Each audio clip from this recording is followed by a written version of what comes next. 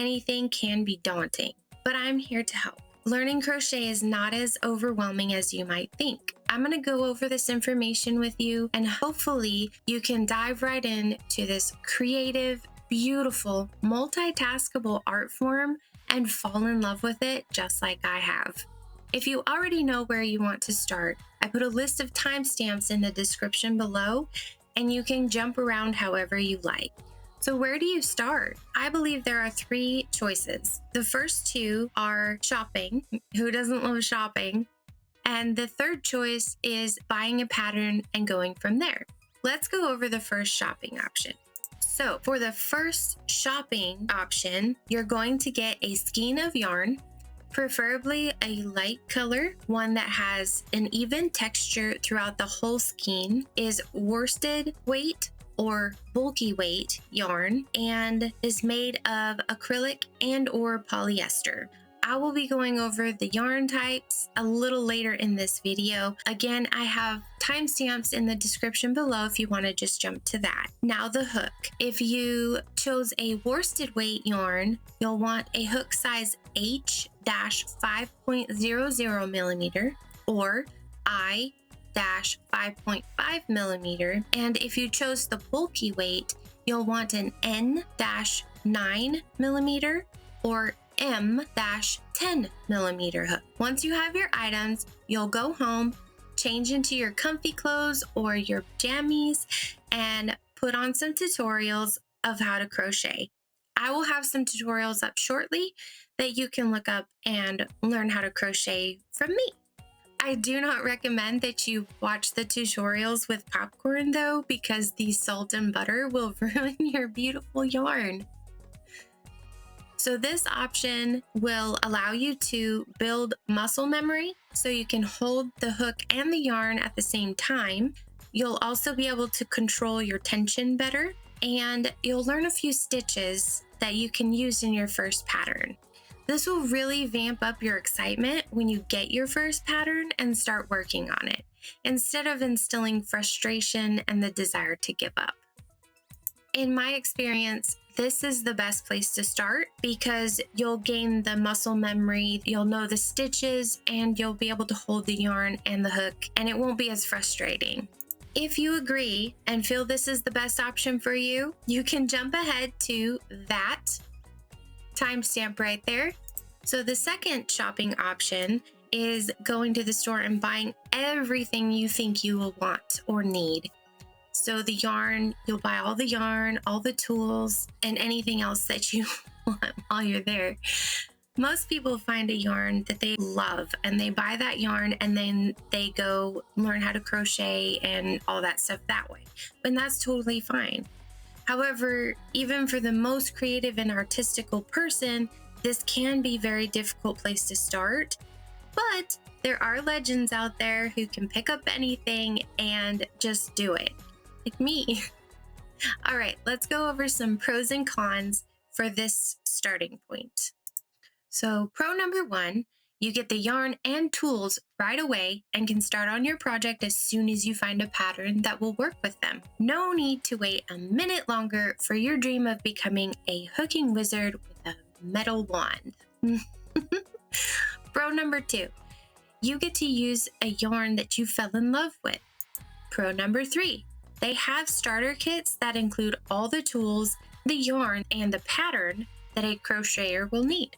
Pro number 4, most skeins of yarn have patterns on the underside of the band that wraps around each skein of yarn, like these. Now let's go over the cons. Con number 1, you don't know how much yarn you're going to need to get. Con number 2, you don't know what size hook you should get yet. Con number 3, you don't know what pattern to search for. Some patterns require specific types of yarn and specific size hooks. So if you don't have that, then you're kind of lost in the water. And con number 4, you can sometimes be limited on color or texture choices if you pick the yarn first, because like I said, some patterns are specific as to what you should use. This option is not impossible to start with, but it can be difficult as a beginner. I love shopping for yarn, but from experience, if you don't go with option 1, the best of option 2 and 3 is to pick a pattern first and then go shopping for the yarn. I have bought so much yarn because I loved it, but then it was really hard to find a pattern that it would work with. That's why a lot of people who crochet or knit have a ton of yarn in their craft rooms because they buy it, but then they can't find anything to do with it. There's a lot of memes out there for a reason. We've all done it. If you want to start with this option, you can skip to there. If still undecided, let's go to option number 3. Okay, so picking a pattern first. What if you found a pattern that you absolutely love, and so you are ready to apply your reading skills and create a masterpiece of textile wonder? Great! Starting out by picking a pattern can be a lot less daunting than starting with the yarn that you loved. This option has pros and cons as well. The first pro is that the pattern will almost always tell you what your shopping list is for supplies and materials. Keep in mind though, if you're reading an older pattern, a vintage pattern, and some Irish crochet patterns, they're not going to tell you. I don't recommend those for beginners, even though they are fun. Let yourself get used to working with yarn before you move on to those. Pro number 2. You can always choose colors that go together depending on how the pattern looks. This can make your shopping experience much more pleasurable. Pro number 3, you know how much yarn you will need. Like I said in the first one, the pattern will usually tell you what your supplies and tools need to be. Pro number 4, you know what hook size you need. Now for the cons. You may not know the stitches yet. Con number 2, patterns are like reading another language. You kind of need to know how to read them. Con number 3, you may not know the terms for the tools yet. If this is the option you want, great. If you're still undecided, also great. Keep watching because we're going to go over some things that are very helpful for absolute beginners, some even up to advanced. I'm an intermediate advanced, and I didn't even know some of this stuff that I'm about to share with you. No matter where you start, you'll at least want to know the basics. We're going to go over the yarn fibers that are best for beginners and specific details you'll want to know about those yarn fibers. Now, I don't have every kind of yarn. I know, crazy again, right? So I'm going to use some more presentation style images to help you see what I'm talking about. All right, let's go.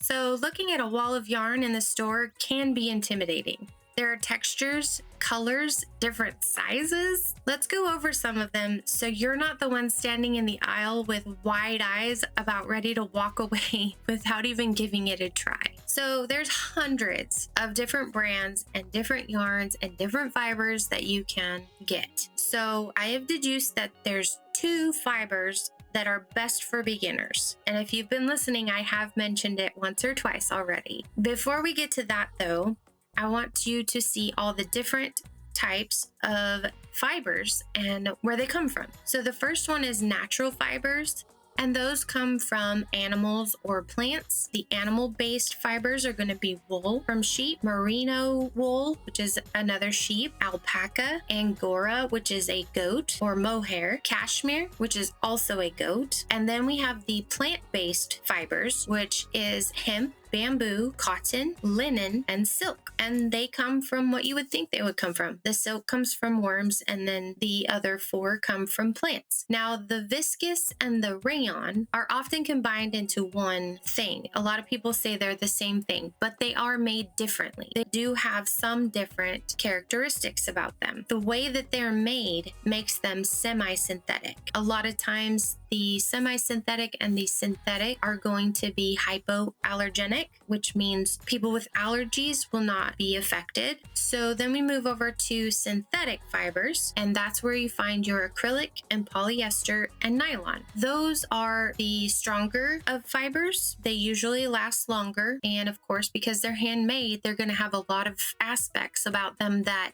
the natural fibers don't.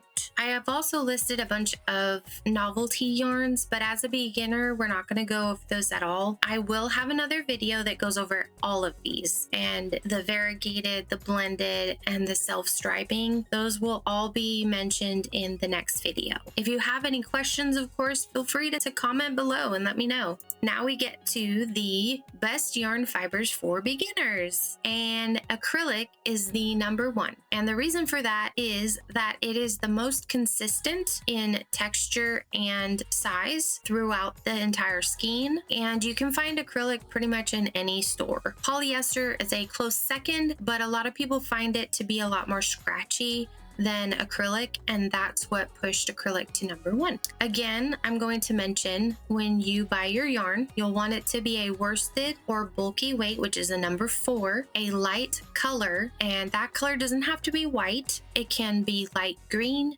light blue, light yellow, or even a cream color, and you'll want something with a consistent size and texture. Hey guys, I know I look really different, but I'm jumping on here real quick because I realized that some people might not be too excited about acrylic or polyester because it's made from petroleum products. So I wanted to give you some natural fibers that you can start with, which include wool and cotton.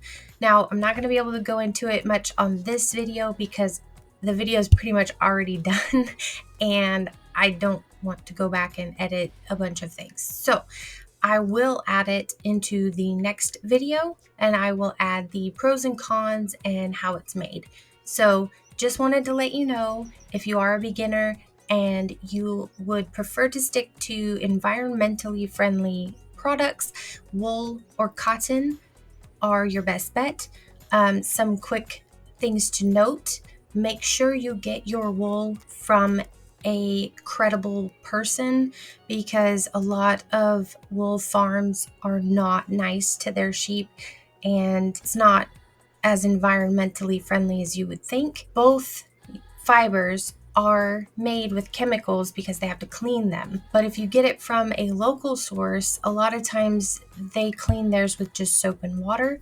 So just do your research before you go and buy some wool or cotton, because you prefer it to be more environmentally friendly. Okay? Just wanted to let you know, and let's continue. Now, both of these fibers hold up against frogging, and I told you earlier we would go over that shortly, so I'm going to tell you what frogging is now. Frogging is when you have to pull out your work that you've already completed, or more specifically, the act of ripping out stitches that you've already completed. Now, they think that this name came from somebody saying rip it as they pulled it out, and associated that with a frog. So that's how it got its name. All right, so now I want to go over with you what the characteristics of each type of yarn are. All right, so let's look under the microscope at acrylic. Okay, not really, but kind of. It is made out of polyacrylonitrile. I think I said that right. I still butchered it, but I think I said it right. Or PAN for short, a polymeric material that combines the properties of polyester and polyamide. It is a synthetic fiber, which means it's fake or man-made, and some can have plastic or other manufactured materials used in the making. Some of the pros that are worth mentioning are that you can find acrylic yarn pretty much everywhere. And I know I've already said that like 3 times, but you can. And it resists stains. Notice I said resists and not proof. It's not stain proof.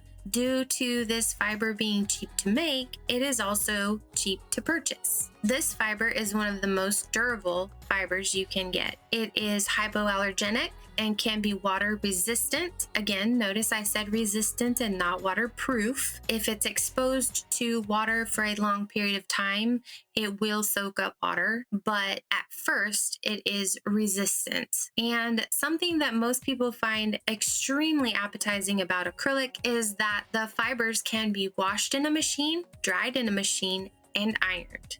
Of course, I recommend the iron on low heat. All right, moving on to some cons about acrylic. It's not very breathable, and it does not wick, which means it doesn't pull moisture away from your body. Therefore, it's not good for items that are worn in the summer or in humid places. It does get very heavy when it gets wet. When it starts soaking up all that water, it gets heavy. It is not pill or felt resistant, which means when you wash it, it will over time, not right away, over time, it will collect little balls of lint on the fabric. There are ways to combat that, and you can look it up on the internet as well. The texture of acrylic can be kind of rough, but it does soften after you wash it, and it is much softer than wool or polyester. And the last con, I think, is that it's not renewable, recyclable, sustainable, or biodegradable. I plan to have a link in the description if you're curious to know more about that as well, and what makes the fibers renewable or sustainable, biodegradable, and recyclable. Keep in mind that these statistics are for 100% acrylic. When you get to a blended one, you're going to use the characteristics of both and kind of combine the positives of all of them. But remember, the cons will probably be combined as well. So this type of yarn is best used for blankets, scarves, hats, shawls, wraps, gloves, sweaters, pullovers, and other warm clothing that could get wet. All right, moving the microscope over to polyester. Polyester is synthetic and made of polymer-based fiber created from petroleum, which allows this type of fiber to be recyclable. It is also used to make yarn types like Chanel. Mentionable pros for polyester include it's easy to care for, wrinkle resistant, it holds color well, doesn't shrink, and can be recycled. It too is cheap to make, so cheap to buy, very durable, and hypoallergenic. It can also be washed in the wash machine, dried in the dryer, and ironed, but unlike acrylic, it is wicking and pill and felt resistant. Some cons for polyester are that it is highly absorbent. But Miss Jessie, your image shows it is water resistant. Good, I'm glad you're paying attention. Good observation. It can be water resistant, but this is because of its wicking abilities. It absorbs water inside the fiber of the yarn, pulling the moisture away from your body. Yarns that wick need to be dried much longer than you would think because the inside of the fiber needs to dry as well as the outside of the fiber. It is water resistant to things like a quick rain or a car driving through a puddle and splashing you. This type of yarn is best used for making outerwear because it is kind of scratchy. It is very durable though, so you can make bags out of it. You can do home decor and pillows, outdoor accessories, and it is good for kid and baby clothing because it is durable. Again, remember these stats are for 100% polyester. If there is a combination, you're going to want to look at both of the pros and cons of that type of fiber. All right, let's talk about blended yarns real quick since I've mentioned it a few times. Some of the most popular blends include acrylic and polyester, which results in a softer yarn that is lightweight and resistant to wrinkles and shrinking. Then we have wool and nylon blends. These yarns feature super merino wool combined with up to 25% nylon fiber. The nylon adds strength and makes the yarn machine washable, making it ideal for sock knitting. Then you have mohair and silk blends. This blend uses light and airy mohair wrapped around a strong silk core. The result is a surprisingly warm garment with luxurious softness. Then we have cotton and acrylic blends. These blends combine the benefits of both cotton and acrylic. Typically, they consist of 50% cotton and 50% acrylic, offering softness, stretch, and better washability. Then we have polyester and viscose blends. Viscose provides a cool, breathable quality, while polyester adds strength and durability. Then you have wool blends. Wool is often blended with other fibers to create yarns that are strong, yet not as scratchy as 100% wool would be. The common blends include wool and cotton, wool acrylic, and wool silk. Pointing out again, the next video I plan to do will have a lot of these different yarn fibers and their characteristics, and it won't just be for beginners. And now to the bulky yarns. Bulky yarns are typically very soft, made from acrylic or wool or blends of the two, with other fibers like superfine alpaca or baby alpaca, which is even softer, cotton, linen, polyester, nylon, rayon, viscose, or silk. The reason it is recommended for beginners is because it is a larger yarn and requires a larger hook. It's easier to see what you're doing in the stitches that you're making. Be mindful though, any bulky textured yarn is not going to be beginner friendly. Let's go over some of the characteristics of bulky yarns. So a brand that is a favorite of many, and no, I am not affiliated, I'm not being paid to say this, I am not promoting them, I don't know what else, whatever else you have to say, but Bernat yarn is extremely soft and is very often consistent throughout the entire skein of the texture and the weight of the yarn. Velvet is another one. I love both of those. Velvet is a fiber of yarn that you can get, not a brand. Then you have acrylic and cashmere. They're also good options, but make sure you stick with a light color because if you go dark color, it's hard to see your stitches. They are often fluffy and soft, and care, however, might be a bit less desirable than plain acrylic and worsted weight. Some caution with these bulky yarns is you can't pull on them hard. Like if you're trying to make a knot, they can break easily. I've had it happen many times and it's quite annoying.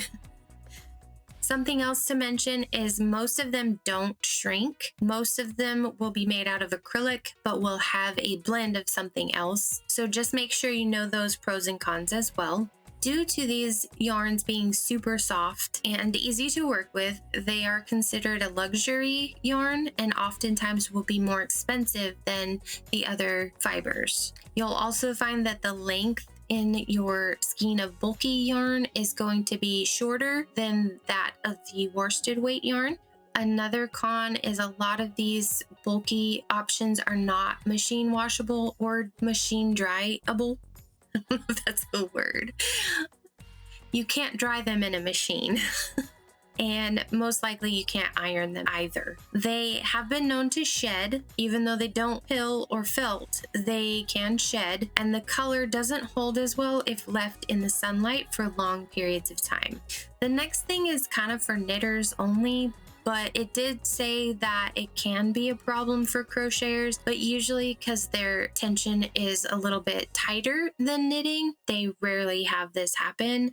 Worming is when the yarn wiggles out of its stitch and it looks like you have a hole in your project. Bulky yarns are less durable than other yarns, even if they have a strong fiber, and they can sometimes feel unbreathable, even though they're supposed to be. And lastly, because of how these yarns are usually made with chemicals and machines, they are not renewable or sustainable. They're not biodegradable and not recyclable. If you pick this yarn, the best patterns to make with this type of yarn is usually stuffed animals, sweaters, throws, blankets, and of course baby blankets.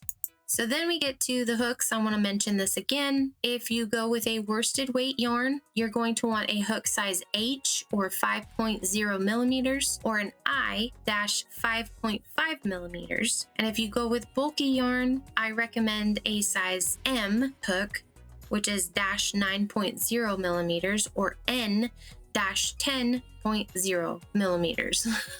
All right, so let's go over to my desk and we'll go over some tools. Let's get into the tools. Yay. Okay, of course, you should always have a pair of scissors in case you need to cut your yarn. I like to use these stitch markers. I bought a lot because I will sometimes leave the stitch marker in the project and do each round a different color so that I can count each round, because some patterns give you 12 rows of single crochet and I get lost. So these are really good to have for that, especially if you're doing a lot of the same thing over and over again. And then another thing that I don't use this very often for yarn, but it is good to have if you need help getting the yarn through the eye of one of these.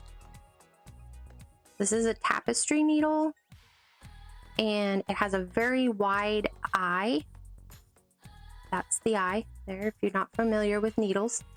It has a very wide eye compared to most needles so that you can get the yarn through. You can get plastic ones like this, but I prefer the metal ones because I always break the plastic ones. So I recommend getting a metal needle. I also recommend you getting some of these. They're little finger rubbers.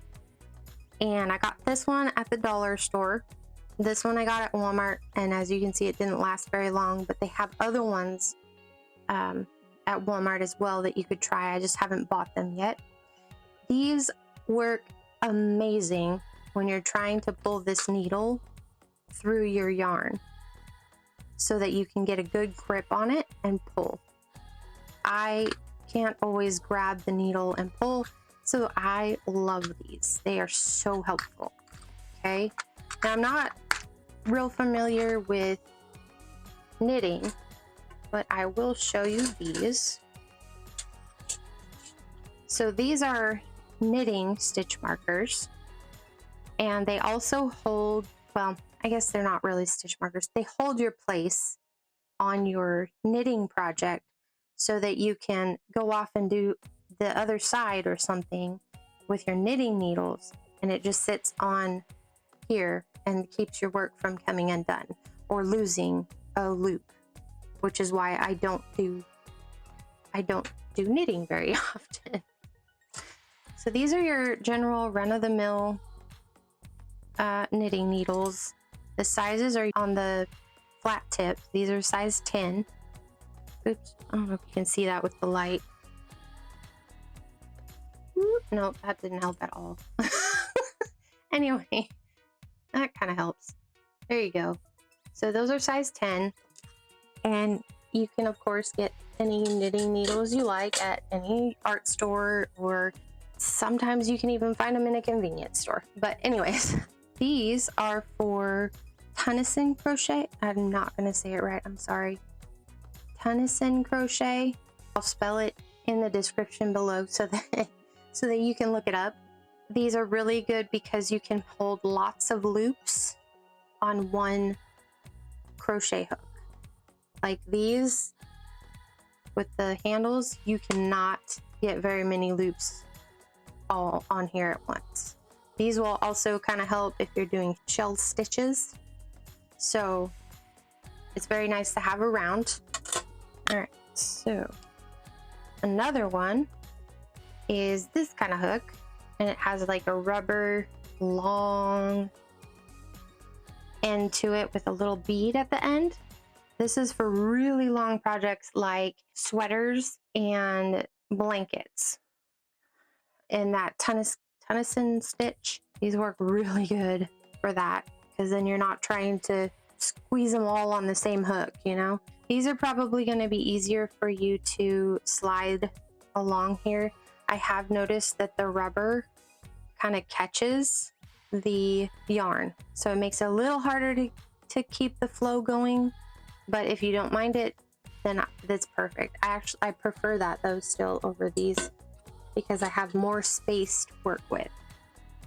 All right, so then we're gonna get into the crochet hook. There are many different types of hooks. You're going to have the ergonomic ones, and they generally have a size printed on them. So you just have to either really be good at remembering your sizes, or get one of those things you can put the head of the crochet hook through so that you can see what size it is, because this will wear off the more you use it. But it is ergonomic, and I really prefer to use these over the ones that don't have an ergonomic handle. Then we have these ones. These are probably the most common that you will find the cheapest go-tos, you know, they're everywhere. And their size is usually on the flat part and it's kind of raised. So that shouldn't rub off unless you're just like a machine crocheter. And then it might rub off. So you have your crochet hooks are labeled with a letter and a number. Okay. Now the A is one of the smaller hooks, and then the higher in the alphabet that you get, the hook is going to be bigger. So this is a size L. As you can see, it is much bigger than the size C. They each have their own number, and I don't always go by that because in US terms, they don't always mention the millimeters of them, but you can look them up online in case you have a pattern that is just using the millimeters. Like a lot of vintage patterns will have just the millimeters. So it's very helpful that you can look it up online these days. When you get under the A, when you go lower than an A, you get these. And these are steel hooks, and they start with numbers. And the millimeters in this case are what a lot of patterns will use for these smaller hooks. These are the size hooks that you'll use with your lace yarns, like this, and you'll make stuff like this with them. It takes a very long time, but it's very pretty. Very, very, very pretty. I also have a point. I don't think I have it in here. Nope. I have a 0.6 hook, and it is so tiny you almost can't see the hook. It's funny. Maybe it's because I'm getting old and blind. I don't know. But yeah.